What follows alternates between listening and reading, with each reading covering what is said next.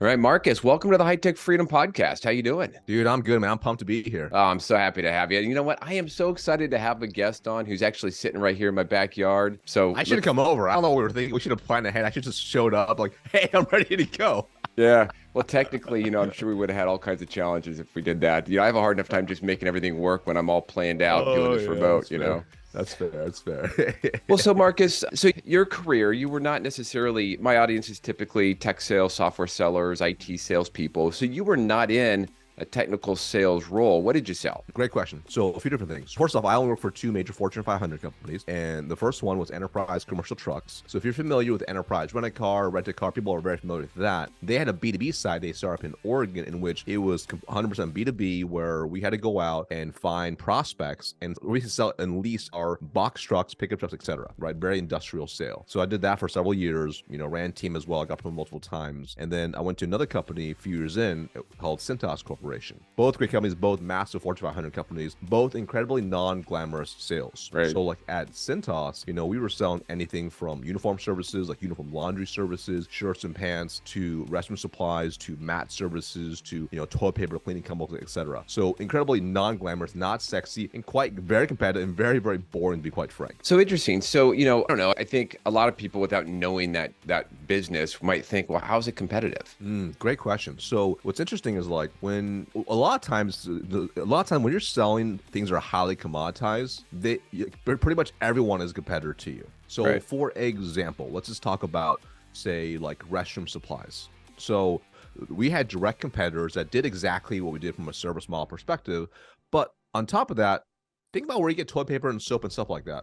You can get Costco, cash and carry, Amazon, Dollar Tree. There's a bunch of other smaller competitors as well. So like really anyone, anywhere would be able to provide that. So the interesting thing what I found is, first off, it's a very hard industry to sell successfully in. So most people are not able to sell successfully in that industry because they're hoping they have something cool, shiny, and new, and they hope the product sells itself. So what ends up happening is reps who came in with that mindset, they will always struggle. But when it's highly competitive and it's highly commoditized, it forces you to actually get really good at your sales process. Unless you want to play the numbers game of making thousands of cold calls a week and play that type of game.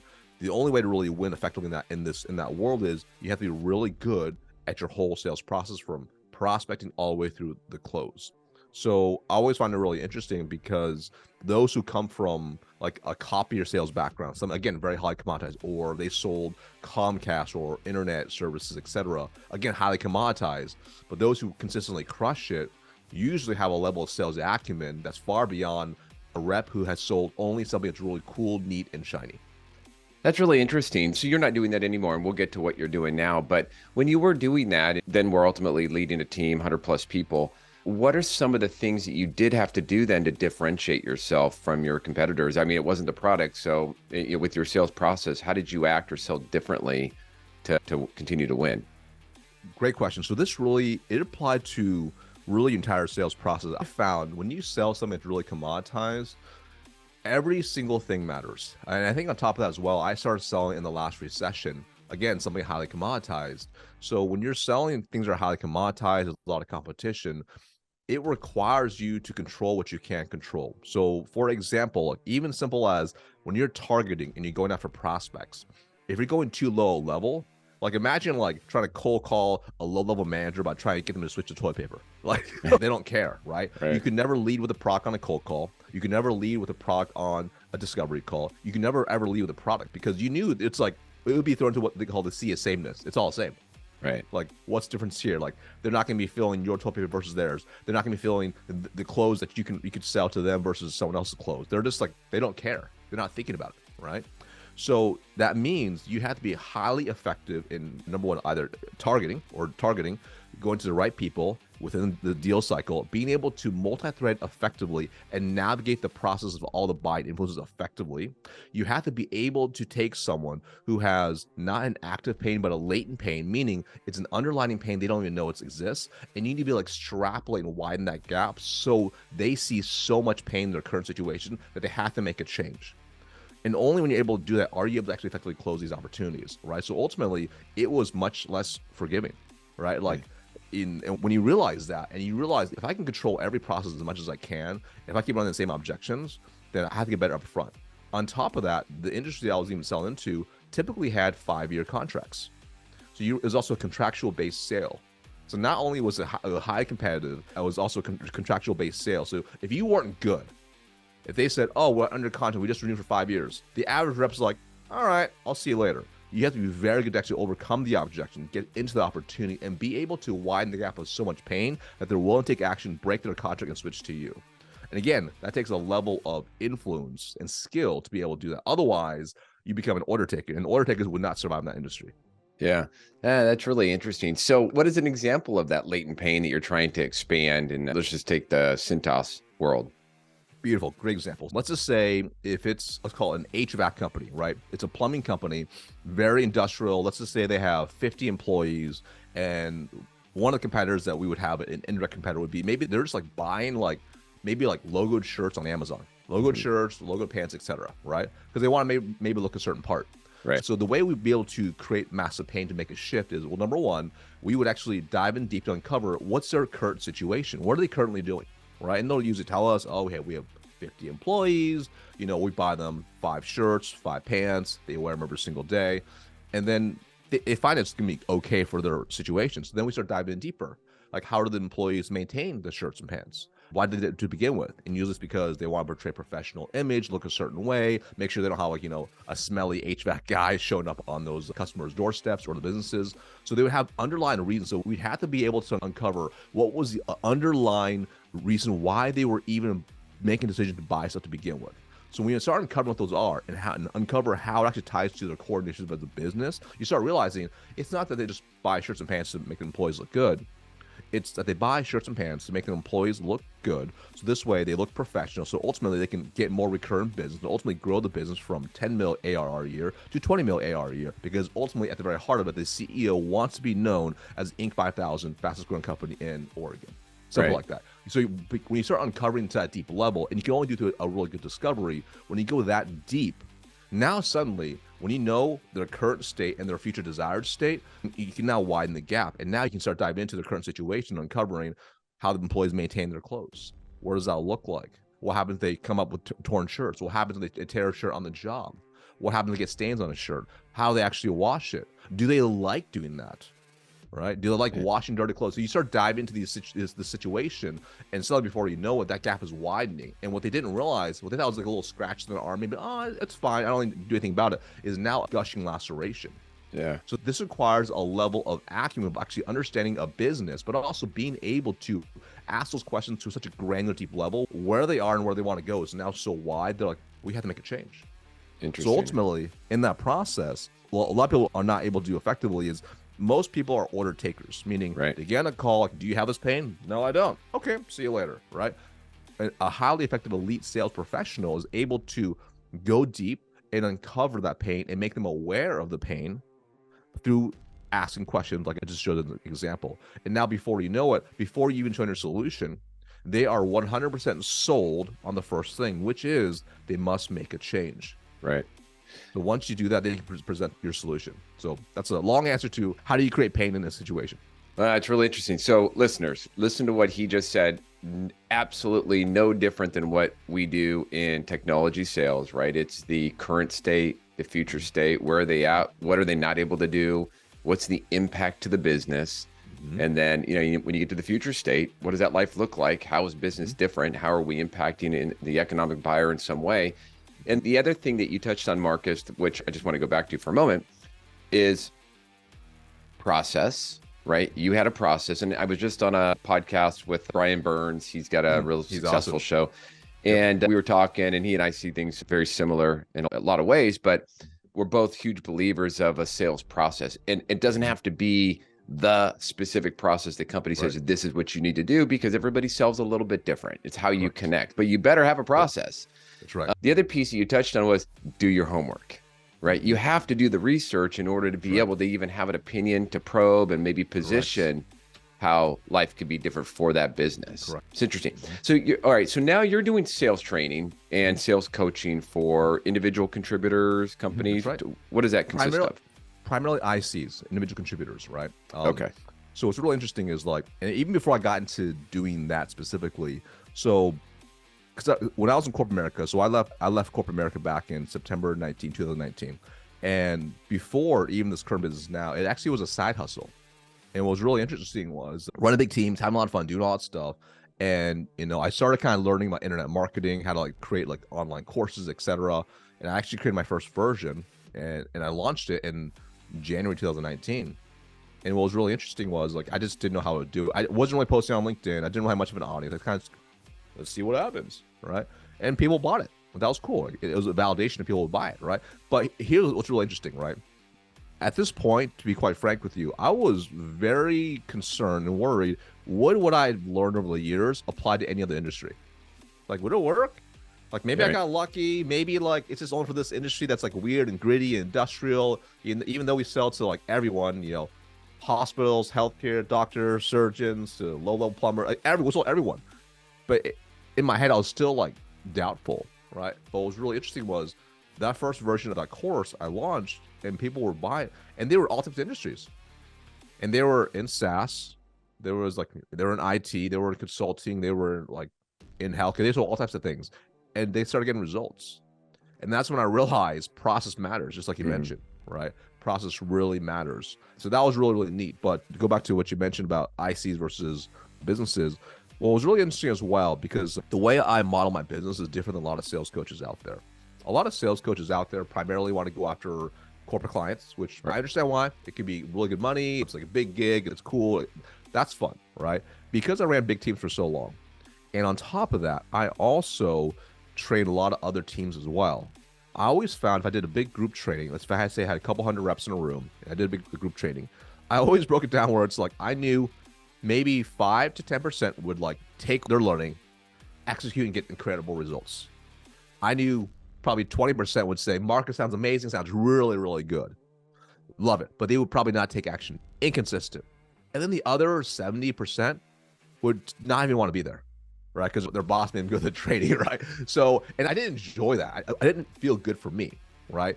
And when I started the business, at this point, I was stacking tons of cash and capital. I didn't have to work. So I'm like, if I could design my business and not just try to chase the money and go after big corporate clients, but if I could just focus on helping past version of me, when I struggled, helping that person, right, just thrive in sales, that's what I'll do. So that's why I left corporate America, retired at 35, I went and started that business, and I focused 100% on individual contributors, because ultimately I find it much more rewarding when they get results and their lives are impacted, because ultimately this is about freedom, right? When you can make a boatload of money in sales and then you have excess capital to do what you want with it, do whatever you want with it, it gives you choices. And ultimately, you put yourself in a position where you live that FIRE lifestyle, financial independence, retire early. And that is one of the best lives you ever live, in my opinion. Well, I think you just answered one of my questions I was going to ask you coming up here is, when you were crushing it, right? Because you were pretty young and doing great every year, 200% of plan, whatever. What did you do with some of those hard-earned commission dollars to redeploy it and invest in yourself or your future, whatever it might be? And it sounds like you put it in your business. So there's a few different areas, right? I think you go through evolutions in life, right? In seasons. Like I think like early on, I started in the last recession when I started selling. So everyone's like scared. This is my first recession I've ever been through. Everyone's scared, but like I'm starting to make money. I'm like, cool. That's really neat. So ultimately, I always think there's many opportunity vehicles to invest into, right? And you have to kind of choose what's best for you. And I'm really simple. I like to think in terms of numbers. It's like what will always give you the highest possible ROI.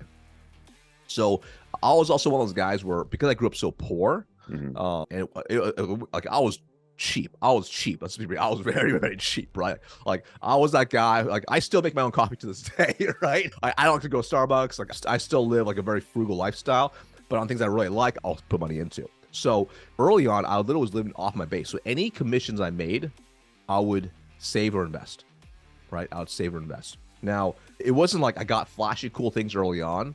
Like early on, like I knew like I wanted to invest into assets, not liabilities, right? Which I'm sure you're obviously very familiar with that. So I'm like, I didn't like, when I started making like my first commission, I didn't go get like a brand new Rolex first. I didn't go and just, buy a brand new car. I kept driving my beat up Honda Accord for years, right? For as long as I could. And that's completely paid off. And I was taking those commissions and I invested into the first thing, which I still invest until this day, but the first thing which gave me the highest ROI, which was myself, right? Which is skill stacking. Yep. because I knew if I invest into myself, regardless of the recession, I could stack skills. I could stack skills, I could stack habits, and I could become the best version. Because eventually, early on, I also learned when you work hard at your job, you make a living. When you work hard on yourself, you make a fortune. That's what Jim Rohn said. So that's what I did. So I started investing into like sales skills, leadership skills, mindset skills. I started going to conferences like Tony Robbins conferences. I started getting a lot of books. I started looking for coaches, masterminds, and mentors. That's what I first started investing into. And I started investing into that. Was like, that opened my eyes. Like, I mean, it's like when you hang with people that are like making like 2 million a month, you're kind of like, I guess I'm not that good. Yeah. like making 6 figures as a young rep, you're like, oh geez, like you make that in like a day. Like, it gives you perspective, right? Perspective that you don't really have. That I didn't really have growing up. I grew up poor, right? I grew up around other poor people. So it starts shaking your paradigm. So that was the first thing I started investing to, right? And then I started into like, there were other things like I want to buy my first house. I was stacking some cash to buy my first house. What else did I buy? So definitely that was for sure.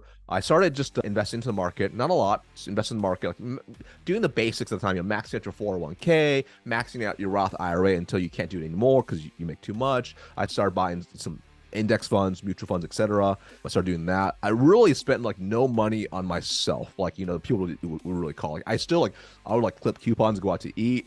Like I was cheap, right? So now over time, because naturally as your life progresses, you start making more, and you have kind of that lifestyle creep as well. I started finding better value and also things that would pay longer dividends. Or there were good investments to myself, such as like higher quality food, right? Like higher quality food. If you're drinking alcohol, I don't drink anymore, but drinking alcohol, like higher quality alcohol, just like stuff is better quality. Because like, you live so cheap for so long, but you start investing in those type of things. But let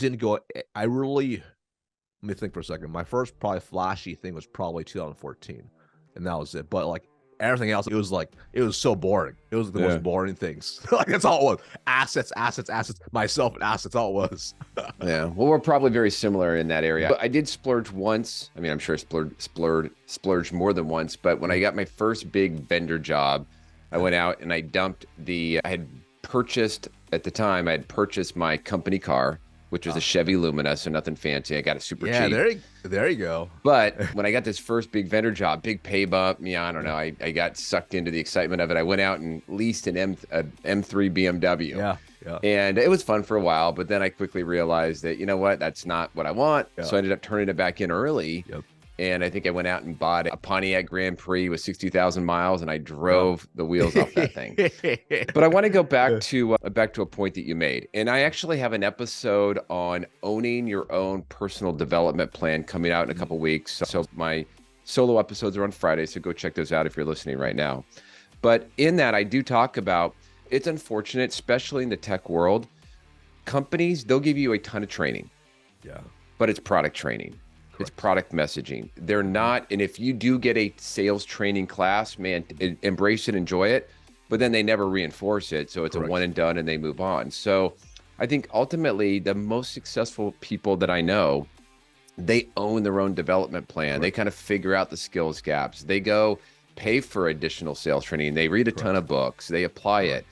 So, if you haven't done that yet, it's never too late. I believe that once you stop learning, you stop growing, your wealth. You just never can stop. So it's interesting to hear you say that.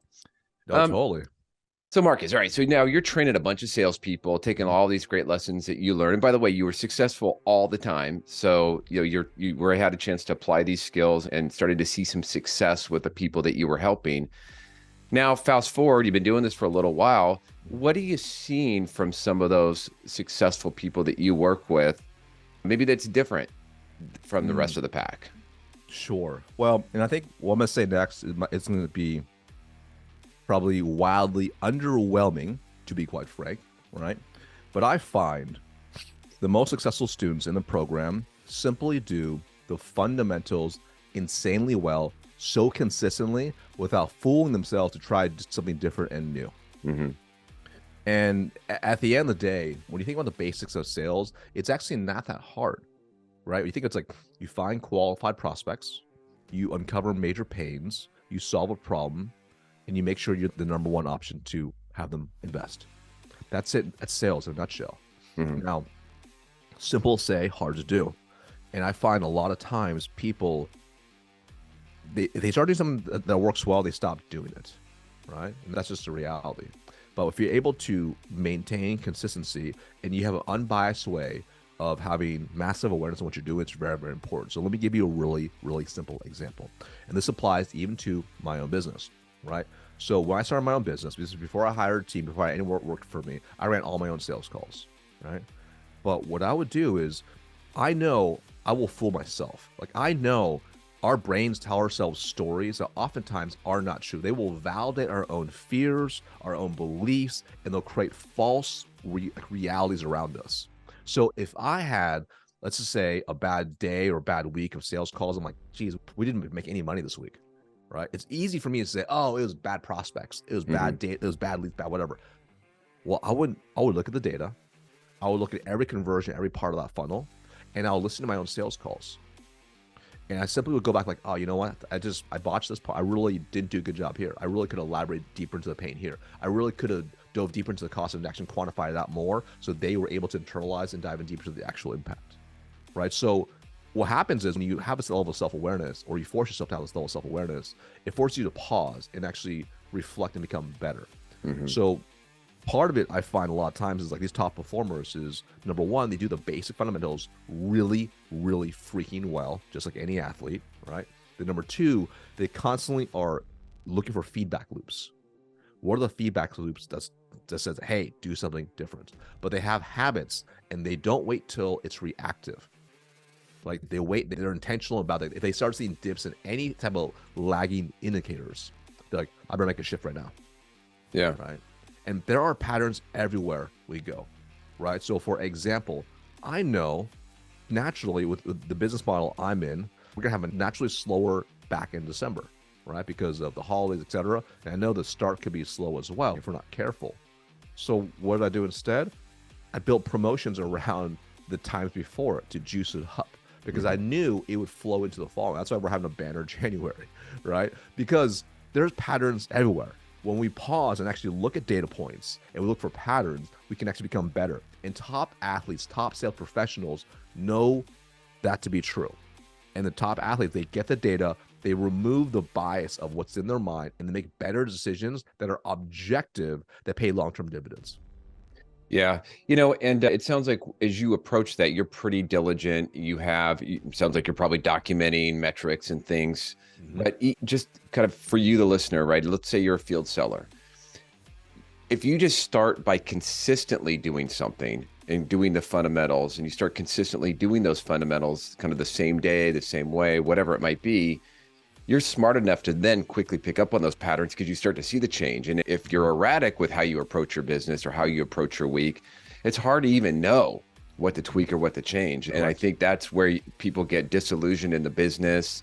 They have a hard time explaining to their manager where they're struggling because they can't really explain to their manager what they're doing on a consistent basis. Yeah. So I love the funnel, getting back to the basics, basically doing the fundamentals and doing the fundamentals consistently. Yeah, and I think what's key is you have to have ways to monitor your own progress, and you can't rely on your manager to bring it up to you. Like, this is where I think a mistake a lot of people make, is they wait until their manager brings it up to them. Yeah, you shouldn't. Once your manager brings it up to you, I guarantee you they've already been talking about a PIP. They've already been talking performance plan. At that point, you're already in the red zone. So don't wait till you're in that bad spot.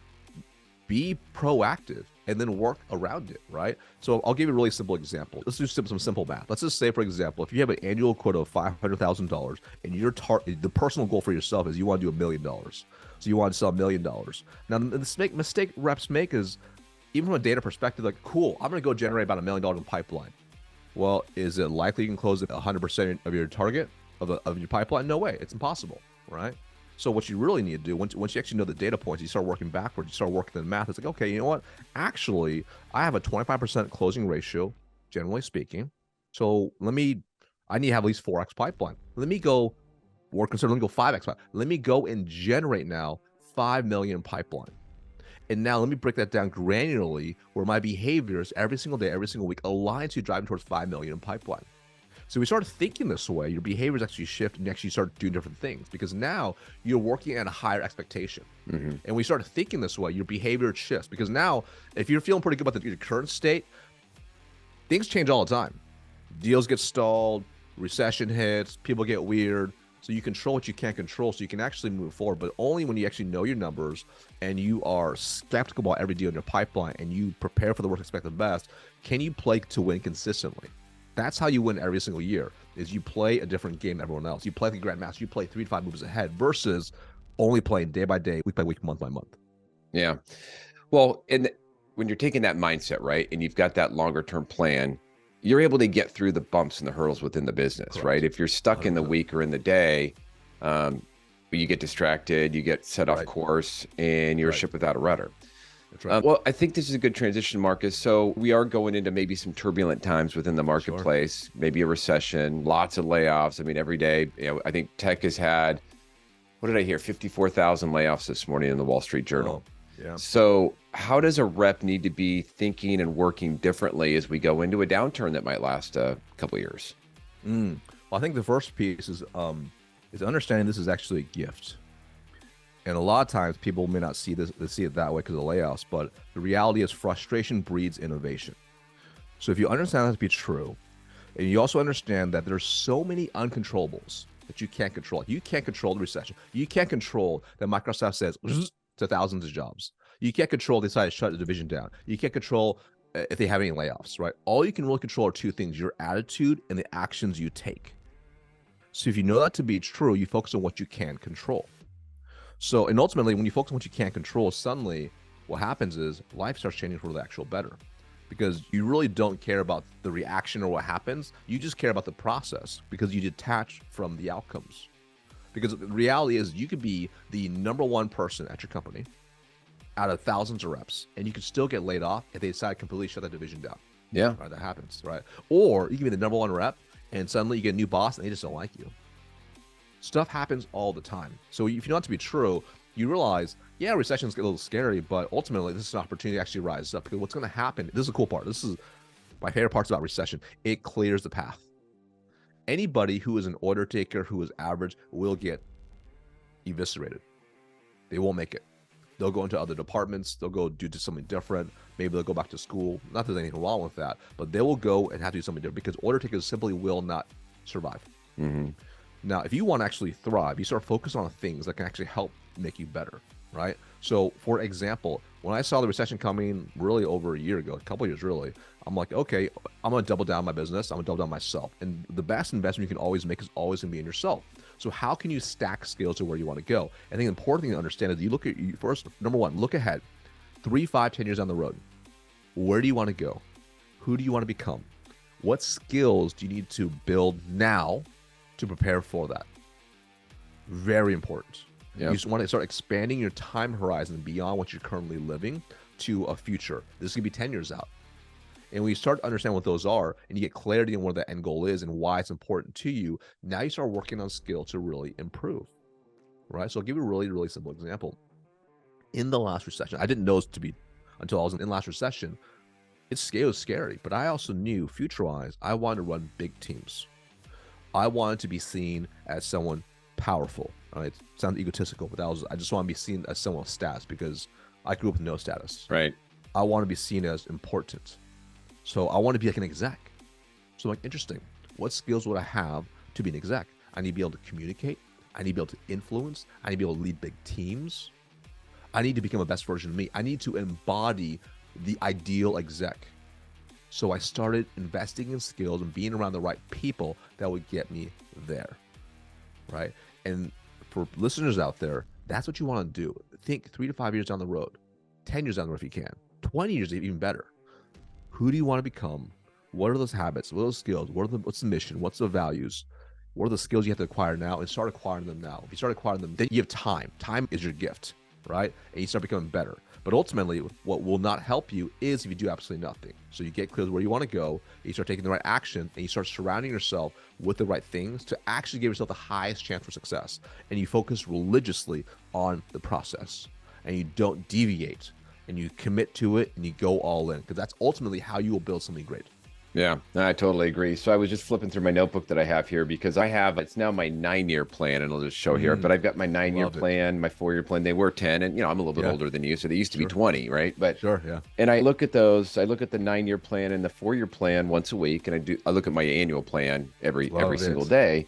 But your point about the recession, maybe things do slow down a little bit. Maybe you find that you have a little bit of time on your hands. Fill that gap with things that'll help you get towards those things. So I'll give you a quick example. During the last recession, I was in a space where I was selling a large telco service provider type of company. So there was only so many prospects in my patch, and it was slow. And so I would spend part of my day, I'd take one account and I would spend literally 3 hours researching that account, going through scenarios, creating pages of notes, just so I could be absolutely prepared for that next meeting. And fast forward, we ended up doing like a $10 million deal with them. Now, granted, my quota was 20 million back then, so that was only 50% of plan. But I had, I had coworkers that were zero. You know, it was kind of it was a peaks and valley. You might do one deal all year, but I guarantee you that deal would not have happened had I not been spending those hours just researching, digging, game planning, right? Just what if type scenarios. So fill the time. I think you make such a great point, right? Because it's filling your time, but filling your time with I call IPAs, income producing activities. Yes. Like when you're selling enterprise opportunities, right, that are 8 figures plus, you know, like every detail matters. Yeah. Right? Like by the time you get in that meeting, if you only have 15 minutes, you know every single second is highly valuable. So you did the income producing activities that actually will move the needle forward. And I think mistake a lot of people make is, oh, recession's tough, I'm not as busy. They kind of go through the motion, they lack intention. Right. But if you actually pause and you focus on really improving what you do, like what you do in that time frame of work, you can actually have a far greater output. And I'll give you a really simple example. So every single year, by the way, I love that you review your goals consistently. Everyone should do that. But every single year, I do a time audit of myself. Even today, right? I just did this actually last week. So what I do is for a whole week, from the time I wake up to the time I go to bed, every 30 minutes, it's on the Google sheet, I write down what I did, right? And then what happens is like, it gives you so much awareness to where the distractions are and what's going on, etc. So when you start having that awareness, you start realizing, crap, like there's some leaky holes in my calendar. What can I do to eliminate those gaps? Yeah. Right. You start finding those flaws, you start removing them. So this way, ultimately, you do more. And I find oftentimes, in order to actually add or multiply, you need to eliminate and subtract first. But it starts with that self-awareness, because you can only remove stuff only if you're aware it's actually there and hurting you. Yeah. Well, Marcus, I really appreciate your time today. I'll put your contact information in the show notes. What is your preferred way if somebody wants to reach out? What is your preferred way to connect up? Cool. Hit me up on LinkedIn. Just look at Marcus Shan. It's a bright yellow profile headshot. Probably the easiest way to reach out to me. Or head to my website, sixfiguresalesacademy.com. And the name of your book that you have out there? Six Figure Sales Secrets. So we just hit the Wall Street Journal bestseller list a little bit ago. So if you want a free copy, just head to closewithchan.com. Just cover shipping and handling. Yes, and make sure I get that link. We'll put that in the show notes. Cool. Marcus, thanks for your time. Really look forward to meeting you in person here in Portland, and I'd love to have you come back on again. Thanks for having me on. Thank you.